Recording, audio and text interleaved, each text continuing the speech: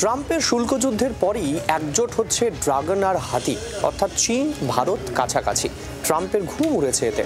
স্বাভাবিকভাবে প্রশ্ন উঠছে যে ভারত আর চীনের মধ্যে যে সীমান্ত সমস্যা ছিল সেটা কি মিটবে? এই আবহেই দুই দেশই বলছে তারা এগিয়ে যাবার বার্তা দিচ্ছে। আন্তর্জাতিক কূটনীতিতে সব সম্ভব, এমনটাই মনে করেন বিশেষজ্ঞরা। সেপ্টেম্বরের শেষ রবিবার কার্যত সেই বার্তাই দিল বিশ্বের সবথেকে জনবহুল দুই দেশ ভারত এবং চীন। তিয়ানজিনে চীনের প্রেসিডেন্টের সঙ্গে বৈঠকে প্রধানমন্ত্রী নরেন্দ্র মোদী বার্তা দিলেন, এই দুই দেশ প্রতিদ্বন্দ্বী নয় বরং সহযোগী। গালওয়ান সংঘর্ষের পর এই প্রথম এসসিও সামিটে যোগ দিতে চীনে প্রধানমন্ত্রী নরেন্দ্র মোদী। সেই সামিটের ফাঁকে দ্বিপাক্ষিক বৈঠকে মুখোমুখি দুই রাষ্ট্রপ্রধান। ঘণ্টাখানেক ধরে বিভিন্ন বিষয়ে আলোচনা হয় দুজনের, আর সেখানেই মানব কল্যাণে দুই দেশের এক হওয়ার কথা ভারতের প্রধানমন্ত্রীর মুখে। दोनों देशों के 2.8 बिलियन लोगों के बीच जुड़े हुए, इससे पूरी मानवता के कल्याण का मार्ग भी प्रशस्त होगा।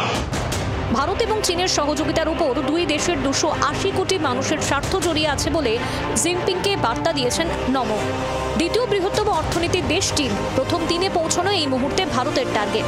ডোনাল্ড ট্রাম্পের শুল্ক যুদ্ধের আবহে ফের কাছাকাছি এসেছে দুই দেশ। দুপক্ষ একজোট হলে বিশ্ব অর্থনীতির অক্ষে বড় বদল হয়ে যেতে পারে, সেটা বলার অপেক্ষা রাখে না। সেই দিকে লক্ষ্য রেখেই পারস্পরিক বিশ্বাসের মাধ্যমে সম্পর্ক এগিয়ে নিয়ে যাওয়ার কথা বলেছেন প্রধানমন্ত্রী।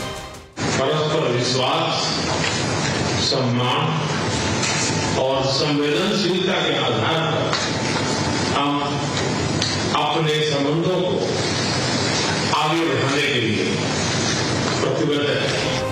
মোদির সুরে বন্ধুত্বের বার্তা দিয়েছেন চীনের প্রেসিডেন্টও। দ্বিপাক্ষিক বৈঠকে শি জিনপিং এর বার্তা, আন্তর্জাতিক পরিস্থিতি পরিবর্তন হচ্ছে। চীন এবং ভারত দুটি প্রাচীন সভ্যতা, বন্ধু প্রতিবেশী হিসেবে একে অপরের পাশে থাকা জরুরি। ড্রাগন এবং হাতির একসঙ্গে আসা অত্যন্ত গুরুত্বপূর্ণ। দীর্ঘমেয়াদী সম্পর্কের কথা বলেছেন দুই রাষ্ট্রের নেতাই।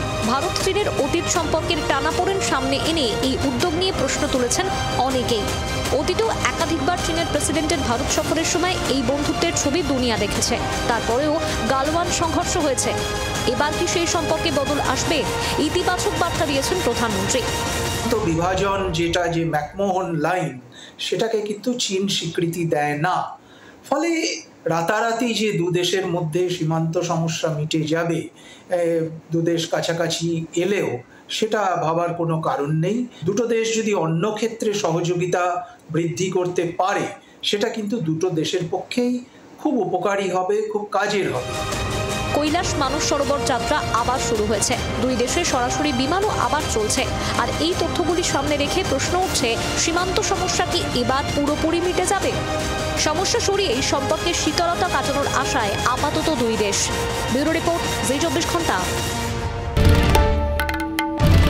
বাংলার আওয়াজ, বাঙালির আবেগ, জি 24 ঘন্টা।